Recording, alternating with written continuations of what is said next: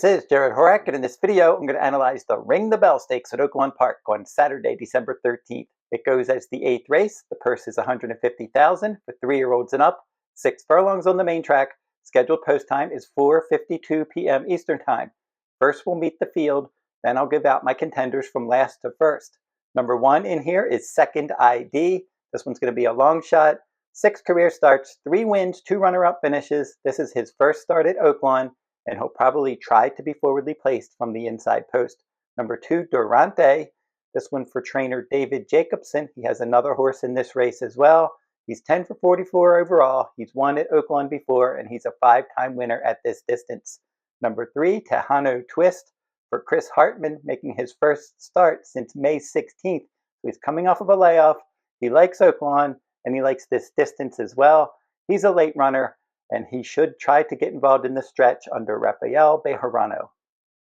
Number 4 in here is Skelly, and he really likes Oaklawn. He's 10 for 12, and if he can get out there and set the pace, he'll be dangerous, but he doesn't always break smoothly.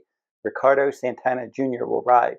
Ghost of Midnight is number 5 for trainer Sean Williams, and he was 5th in a 13-horse field in an optional claiming event at Del Mar last time out.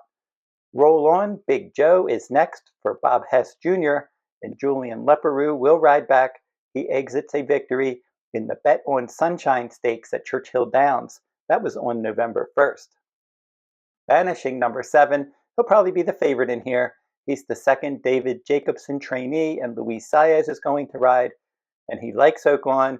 He's a 2-time winner at this distance, and he'll probably track the pace and then try to pounce on the leaders in the stretch. Spankster is number 8 in here, and for this one, a 2-time winner at Oaklawn and a 2-time winner at this distance. He missed by a head at 6 furlongs at Churchill Downs against Optional Claiming Company last time out. Now we'll go last to first. The horse that I picked to finish 8th is the 1 Second ID, and as I said, he has a good overall record, 6 starts, 3 wins in 2 seconds, but he is 0 for 2 at the distance. He hasn't run at Oaklawn before, and he did finish second in an allowance race in the mud. That was at Remington Park at 5.5 furlongs last time out. So from that inside post, they're not going to have much of a choice. They're going to have to try to get him forwardly placed. He's going to have to run faster against better company. The horse that I picked to finish 7th, that's number 8, and that is Spankster. And for this one, 34 starts overall, 5 wins, 4 seconds, and 3/3. He's 2 for 11 at Oaklawn, 2 for 16 at this distance. He missed by a head last time out at Churchill at 47-1 odds. So he was a long shot. He stalked the pace. He missed by a head. Good effort there. And now this is his 3rd start off a layoff. We'll see if he can move forward and run a little bit faster to compete with this group. And this is going to be a tough spot in a stakes race. The last time he was in a stakes race, it was the Pelican Stakes at Tampa Bay in February. He was 5th in a 7-horse field at 31-1 odds. He's going to have to pick up his game to compete with this group. The horse that I picked to finish 6th, that will be the 5, and that is Ghost of Midnight. And Ghost of Midnight, as I said, was 5th against Optional Claiming Company last time. His start prior to that at Santa Anita in Optional Claiming 50, he rallied from 6th place, and that was a 6-horse field. So he went last to first, and he was rallying wide. That was a good effort that day as the favorite. But then last time, he was 5th, beating more than 3 lengths in a 13-horse field against Optional Claiming Company. So he's stepping up in class here. The last time he was in a stakes race, the Grade 3 San Carlos, he ended up finishing 2nd in that 6-horse field. So that was a good effort that day at Santa Anita at 7 furlongs. But the 6 furlong distance, he's 1 for 4 with a runner-up finish, and he has yet to run at Oaklawn. 10 starts overall, 6 wins in 2 seconds. So he's a pretty good horse in the optional claiming ranks. We're just going to have to see if he can step up and ship to Oaklawn Park and run a big race in here. The horse that I picked to finish 5th is a horse that can win this race if he has a good start. That's the 4 Skelly. And as I said, he loves Oaklawn, 10 for 12 with a runner-up finish. And he is reconnecting with his winning rider, Ricardo Santana Jr. Now let's look at the starts in some of his races, and that's been his downfall. Last time out in the Phoenix, he broke 6th, but he was able to set the pace, but they had to rush him up, and then he had nothing left. He was 6th, beating 13 lengths. Before that, he broke 6th, and he finished 3rd that day. He broke 5th. He finished 6th. Now, going to his next race, that would be a stakes race at Oaklawn in the slop, and he was able to break on top and wire the field. and he broke second in a start prior to that, and he wired the field. So as you can see, when he does have a good break, he can get right out there and set the pace. But when he has a slower break and they have to rush him up, he doesn't seem to do as well, especially against better company. So Skelly, everything is going to count on the break for this one. If he gets out of the gate in good order, he'll have a shot to wire the field in here. Otherwise, he's probably going to run like he did in his last 2 or 3 starts, and he's just not going to be around at the end. So everything is going to rely on the break for this horse. The horse that I picked to finish 4th, well, that'll be the 2 Durante, and this one's in good form. He back-to-back races in the stakes ranks. He missed by a neck in the Grade 2 Phoenix at 17-1 odds. And then the bet on Sunshine last time out, he was 3rd, beaten 6 lengths. Roll on Big Joe, who's in this race, won that event. And he's finished behind some of the top contenders in this race. Banishing defeated him earlier this year. That was in July. And Roll on Big Joe has finished in front of him multiple times as well, including that last start.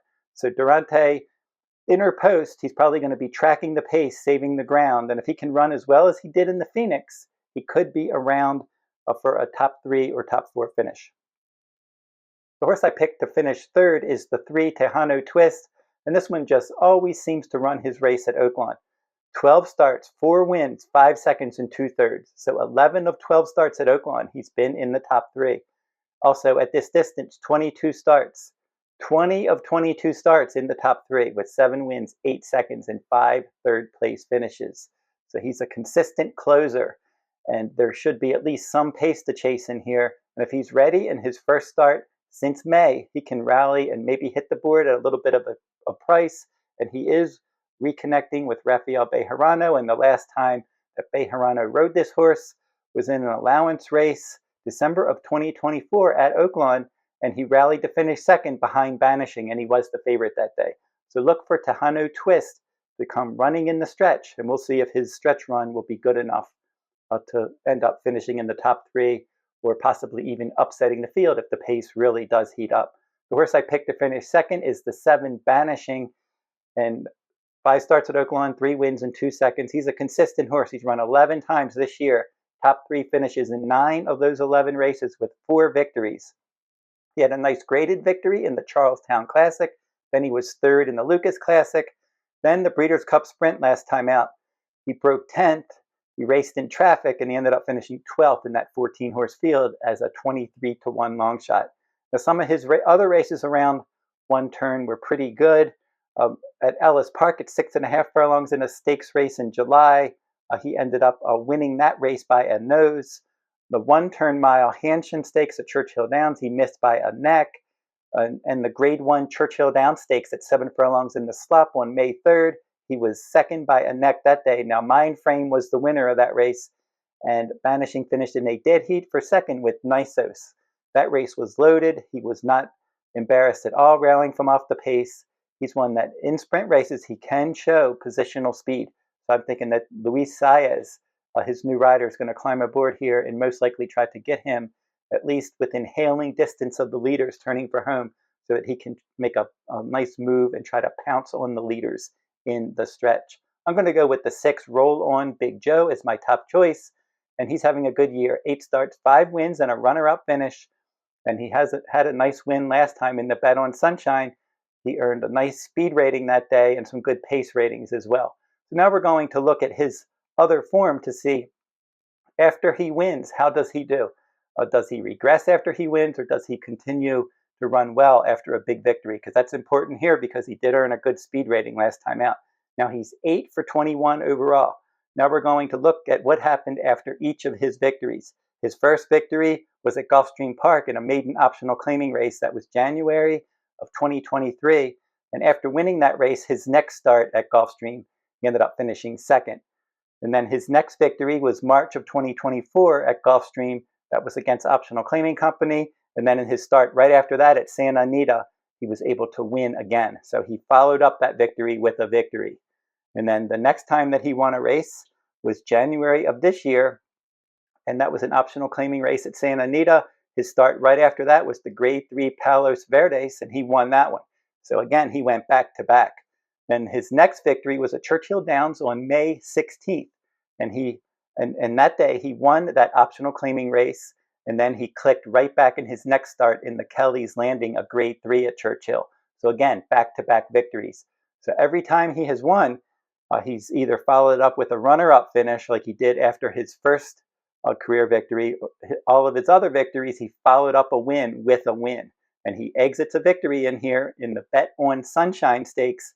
And if he can run back and do exactly what he did in the other starts in his career after a victory, he's probably going to run another quality race in here. And I like his positional speed as well. He can get right up on the pace. He was only a length back early last time. And as opposed to Skelly, I mentioned that one doesn't always have a sharp break. This horse always seems to have a good break. The only time that he had not a great break was the Louisville Thoroughbred Society Stakes. That was at Churchill Downs on September 13th. And in that race, from the inside post, he ended up breaking fourth, and then he finished fourth in that 8-horse field. All of his other races this year, he's had good breaks and breaking somewhere first, second, or third. So look for that one to have a good break under Julian Leparoux, his winning rider. And Leparoux is 3 for 3 with trainer Bob Hess Jr. recently. This horse should be forwardly placed. He's sharp. He had a nice speed rating last time. He's finished in the top 2 in 7 of 10 starts at this distance with 3 victories and a stakes victory last time out. And he's a graded stakes winner at 6.5 furlongs in the Kelly's Landing Stakes. And then he did win a grade 3. That was February of this year, the Palos Verdes at this 6 furlong distance as well. So there's a lot to like here. I expect Roll On Big Joe to duplicate his last race, run another quality race, and hopefully win this event at Oaklawn. And that'll do it for this video. And if you want to watch my Oaklawn Stakes video that I did for the Advent Stakes for Friday, December 12th, you can watch that one on my channel now. That is opening day of the Oaklawn Holiday Meet. So this video of this stakes race will be the second day of their holiday meet. I'm going to do as many Oaklawn Stakes races on my channel as I can fit in. And if you're interested in my full card analysis, I'm doing full cards the next 2 Saturdays, December 13th and December 20th. Those full cards will be at Gulfstream Park.